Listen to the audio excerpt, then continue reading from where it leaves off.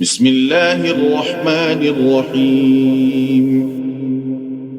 سبحان الذي أسرى بعبده ليلا من المسجد الحرام إلى المسجد الأقصى الذي باركنا حوله لنريه من آياتنا إنه هو السميع البصير وآتينا موسى الكتاب وجعلناه هدى لبني إسرائيل ألا تتخذوا من دوني وكيلا ذرية من حملنا مع نوح إنه كان عبدا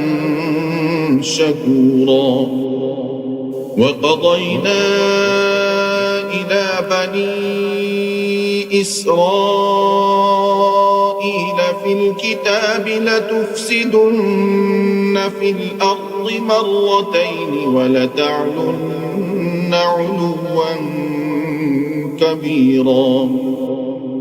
فإذا جاء وعد أولاهما بعثنا عليكم عبادا لنا أولي بأس شديد فجاسوا خلال الديار وكان وعدا مفعولا ثم رددنا لكم الكرة عليهم وأمددناكم بأموال وبنين وجعلناكم أكثر نفيرا إن أحسنتم أحسنتم لأنفسكم وإن أسأتم فلها فإذا جاء وعد الآخرة ليسوءوا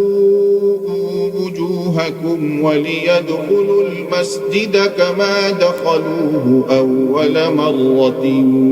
وليتبروا ما علوا تتبيرا عسى ربكم أن يرحمكم وإن عدتم عدنا وجعلنا جهنم للكافرين حصيرا إن هذا القرآن يهدي للتي هي أقوم ويبشر المؤمنين الذين يعملون الصالحات أن لهم أجرا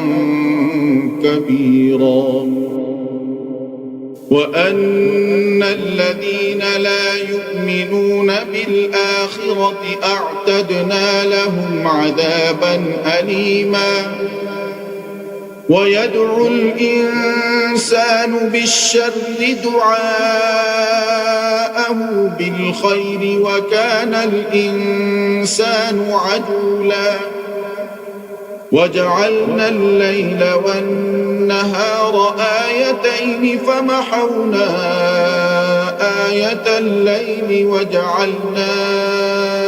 آية النهار مبصرة لتبتغوا فضلا من ربكم ولتعلموا عدد السنين والحساب وكل شيء فصلناه تفصيلا وكل إنسان ألزمناه طائره في عنقه ونخرج له يوم القيامة كتابا يلقاه منشورا اقرأ كتابك كفى بنفسك اليوم عليك حسيبا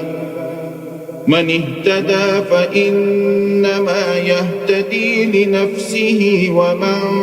ضل فإنما يضل عليها ولا تزر وازرة وزر أخرى وما كنا معذبين حتى نبعث رسولا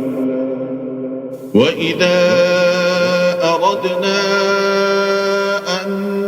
نهلك قرية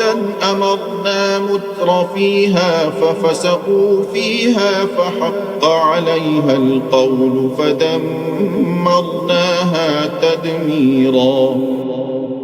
وكم أهلكنا من القرون من بعد نوح وكفى بربك بذنوب عباده خبيرا بصيرا من كان يريد العاجلة عجلنا له فيها ما نشاء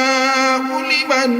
نريد ثم جعلنا له جهنم يصلاها مذموما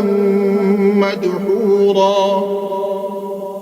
ومن أراد الآخرة وسعى لها سعيها وهو مؤمن فأولئك كان سعيهم مشكورا كلا نمد هؤلاء وهؤلاء من عطاء ربك وما كان عطاء ربك محظورا انظر كيف فضلنا بعضهم على بعض وللآخرة أكبر درجات وأكبر تفضيلا لا تجعل مع الله إلها آخر فتقعد مذموما مخذولا وقضى ربك ألا تعبدوا إلا إياه وبالوالدين إحسانا إما يبلغن عندك الكبر أحدهما أو كلاهما فلا تقل لهما أف ولا تنهرهما وقل لهما قولا كريما واخفض لهما جناح الذل من الرحمة وقل رب ارحمهما كما ربياني صغيرا ربكم أعلم بما في نفوسكم إن تكونوا صالحين فإنه كان للأوابين غفورا وآت ذا القربى حقه والمسكين وابن السبيل ولا تبذر تبذيرا إن المبذرين كانوا إخوان الشياطين وكان الشيطان لربه كفورا وإما تعرضن عنهم ابتغاء رحمة من ربك ترجوها فقل لهم قولا ميسورا ولا تجعل يدك مغلولة إلى عنقك ولا تبسطها كل البسط فتقعد ملوما محسورا إن ربك يبسط الرزق لمن يشاء ويقدر إنه كان بعباده خبيرا بصيرا ولا تقتلوا أولادكم خشية إملاق نحن نرزقهم وإياكم إن قتلهم كان خطأ كبيرا ولا تقربوا الزنا إنه كان فاحشة وساء سبيلا ولا تقتلوا النفس التي حرم الله إلا بالحق ومن قتل مظلوما فقد جعلنا لوليه سلطانا فلا يسرف في القتل إنه كان منصورا ولا تقربوا مال اليتيم إلا بالتي هي أحسن حتى يبلغ أشده وأوفوا بالعهد إن العهد كان مسؤولا وأوفوا الكيل إذا كلتم وزنوا بالقسطاس المستقيم ذلك خير وأحسن تأويلا ولا تقف ما ليس لك به علم إن السمع والبصر والفؤاد كل أولئك كان عنه مسؤولا ولا تمش في الأرض مرحا إنك لن تخرق الأرض ولن تبلغ الجبال طولا كل ذلك كان سيئه عند ربك مكروها ذلك مما أوحى إليك ربك من الحكمة ولا تجعل مع الله إلها آخر فتلقى في جهنم ملوما مدحورا أفأصفاكم ربكم بالبنين واتخذ من الملائكة إناثا إنكم لتقولون قولا عظيما ولقد صرفنا في هذا القرآن ليذكروا وما يزيدهم إلا نفورا قل لو كان معه آلهة كما يقولون إذا لابتغوا إلى ذي العرش سبيلا سبحانه وتعالى عما يقولون علوا كبيرا تسبح له السماوات السبع والأرض ومن فيهن وإن من شيء إلا يسبح بحمده ولكن لا تفقهون تسبيحهم إنه كان حليما غفورا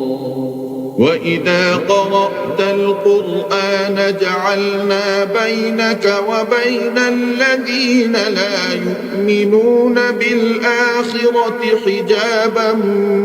مستورا وجعلنا على قلوبهم أكنة أن يفقهوه وفي آذانهم وقرا وإذا ذكرت ربك في القرآن وحده ولوا على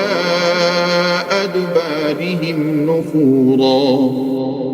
نحن أعلم بما يستمعون به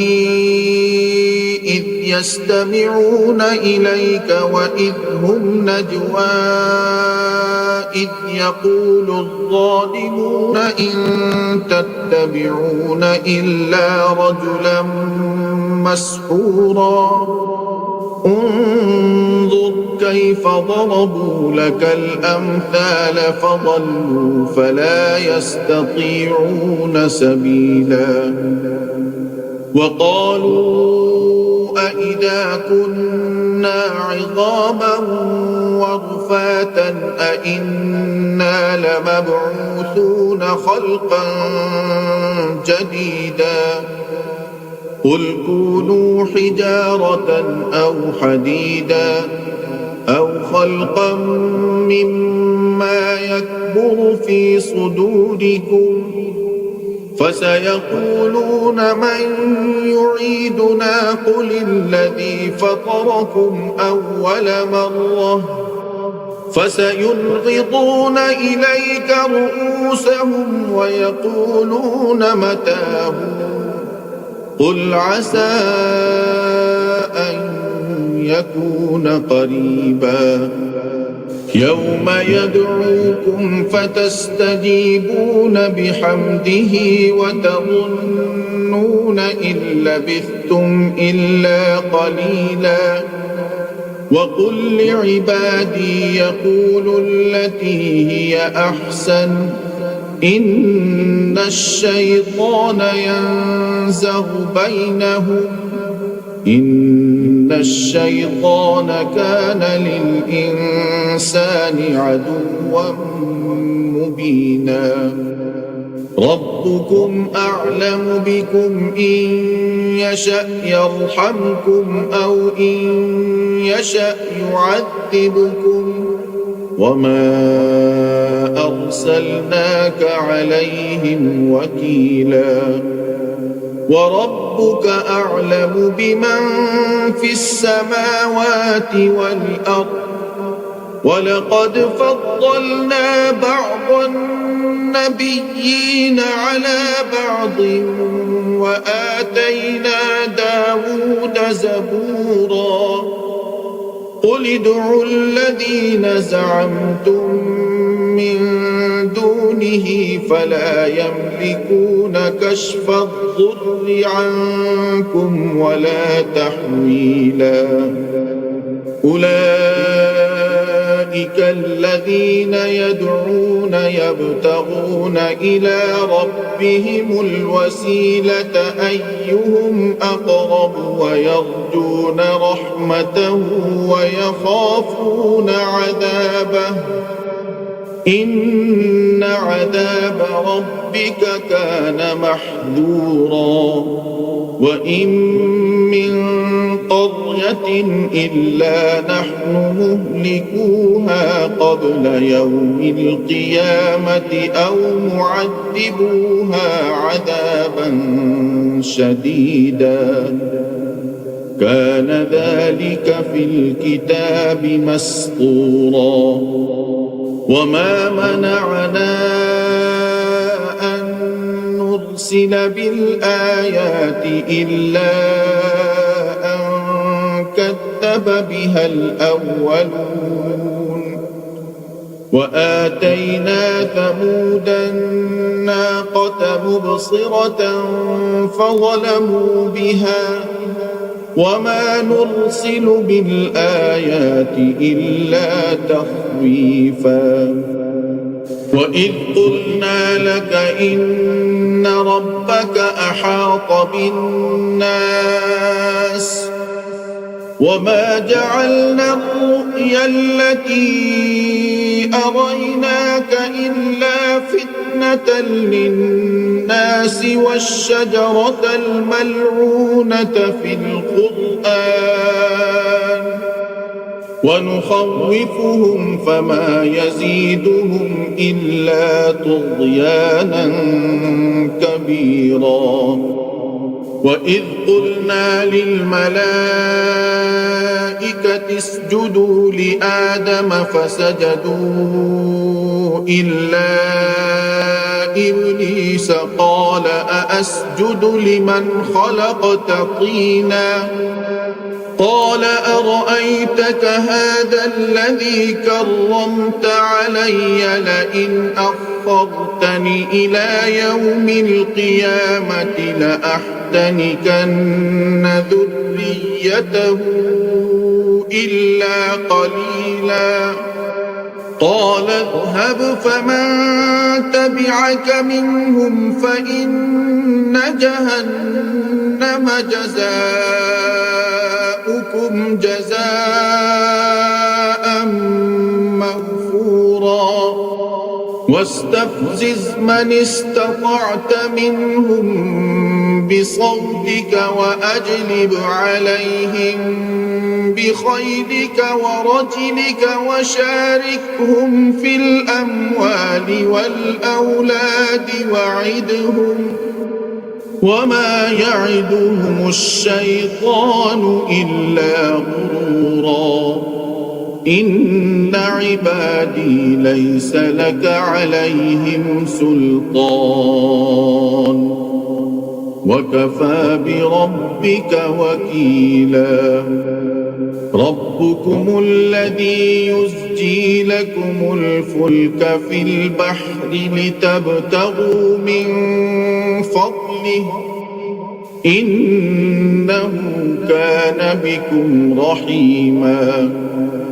وإذا مسكم الضر في البحر ضل من تدعون إلا إياه فلما نجاكم إلى البر أعرضتم وكان الإنسان كفورا أفأمنتم أن يخسف بكم جانب البر أو يرسل عليكم حاصبا ثم لا تجدوا لكم وكيلا أم أمنتم أن يعيدكم فيه تارة أخرى فيرسل عليكم قاصفا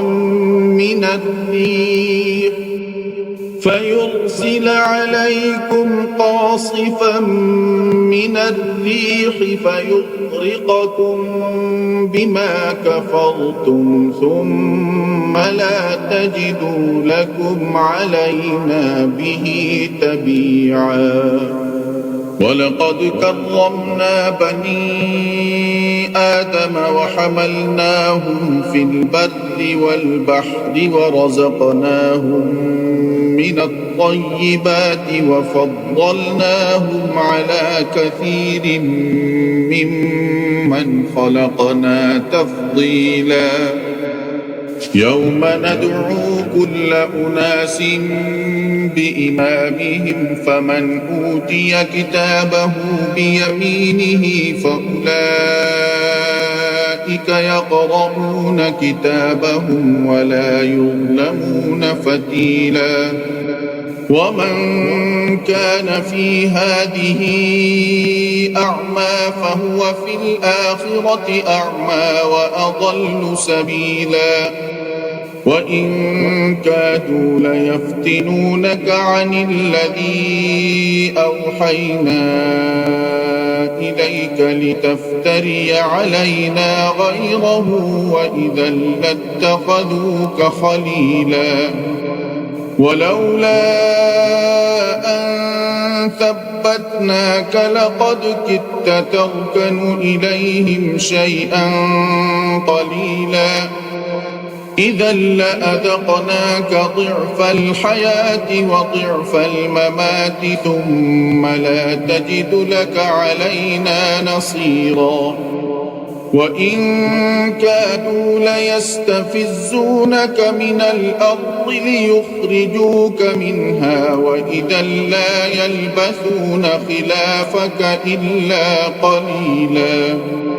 سنة من قد أرسلنا قبلك من رسلنا ولا تجد لسنتنا تحويلا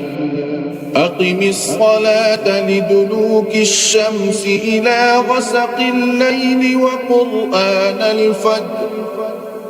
إن قرآن الفجر كان مشهودا ومن الليل فتهجد به نافلة لك عسى أن يبعثك ربك مقاما محمودا وقل رب أدخلني مدخل صدق وأخرجني مخرج صدق واجعل لي من لدنك سلطانا نصيرا وقل جاء الحق وزهق الباطل إن الباطل كان زهوقا وننزل من القرآن ما هو شفاء ورحمة للمؤمنين ولا يزيد الظالمين إلا خسارا وإذا أنعمنا على الإنسان أعرض ونأى بجانبه وإذا مسه الشر كان يئوسا قل كل يعمل على شاكلته فربكم أعلم بمن هو أهدى سبيلا ويسألونك عن الروح قل الروح من أمر ربي وما أوتيتم من العلم إلا قليلا ولئن شئنا لنذهبن بالذي أوحينا إليك ثم لا تجد لك به علينا وكيلا إلا رحمة من ربك إن فضله كان عليك كبيرا قل لئن اجتمعت الإنس والجن على أن يأتوا بمثل هذا القرآن لا يأتون بمثله ولو كان بعضهم لبعض ظهيرا ولقد صرفنا للناس في هذا القرآن من كل مثل فأبى أكثر الناس إلا كفورا وقالوا لن نؤمن لك حتى تفجر لنا من الأرض ينبوعا أو تكون لك جنة من نخيل وعنب فتفجر الأنهار خلالها تفجيرا أو تسقط السماء كما زعمت علينا كسفا أو تأتي بالله والملائكة قبيلا أو يكون لك بيت من زخرف أو ترقى في السماء ولن نؤمن لرقيك حتى تنزل علينا كتابا نقرأه قل سبحان ربي هل كنت إلا بشرا رسولا وما منع الناس أن يؤمنوا إذ جاءهم الهدى إلا أن قالوا أبعث الله بشرا رسولا قل لو كان في الأرض ملائكة يمشون مطمئنين لنزلنا عليهم من السماء ملكا رسولا قل كفى بالله شهيدا بيني وبينكم إنه كان بعباده خبيرا بصيرا ومن يهد الله فهو المهتد ومن يضلل فلن تجد لهم أولياء من دونه ونحشرهم يوم القيامة على وجوههم عميا وبكما وصما مأواهم جهنم كلما خبت زدناهم سعيرا ذلك جزاؤهم بأنهم إنهم كفروا بآياتنا وقالوا أإذا كنا عظاما ورفاتا أإنا لمبعوثون خلقا جديدا أولم يروا أن الله الذي خلق السماوات والأرض قادر على أن يخلق مثلهم وجعل لهم أجلا لا ريب فيه فأبى الظالمون إلا كفورا قل لو أنتم تملكون خزائن رحمة ربي إذا لأمسكتم خشية الإنفاق وكان الإنسان قتورا ولقد آتينا موسى 9 آيات بينات فاسأل بني إسرائيل إذ جاءهم فقال له فرعون إني لأظنك يا موسى مسحورا قال لقد علمت ما أنزل هؤلاء إلا رب السماوات والأرض بصائر وإني لأظنك يا فرعون مثبورا فأراد أن يستفزهم من الأرض فأغرقناه ومن معه جميعا وقلنا من بعده لبني إسرائيل اسكنوا الأرض فإذا جاء وعد الآخرة جئنا بكم لفيفا وبالحق أنزلناه وبالحق نزل وما أرسلناك إلا مبشرا ونذيرا وقرآنا فرقناه لتقرأه على الناس على مكث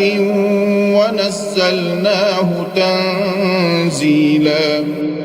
قل آمنوا به أو لا تؤمنوا إن الذين أوتوا العلم من قبله إذا يتلى عليهم يخرون للأذقان سجدا ويقولون سبحان ربنا إن كان وعد ربنا لمفعولا ويخرون للأذقان يبكون ويزيدهم خشوعا قل ادعوا الله أو ادعوا الرحمن أيما تدعوا فله الأسماء الحسنى ولا تجهر بصلاتك ولا تخافت بها وابتغ بين ذلك سبيلا وقل الحمد لله الذي لم يتخذ ولدا ولم يكن له شريك في الملك ولم يكن له ولي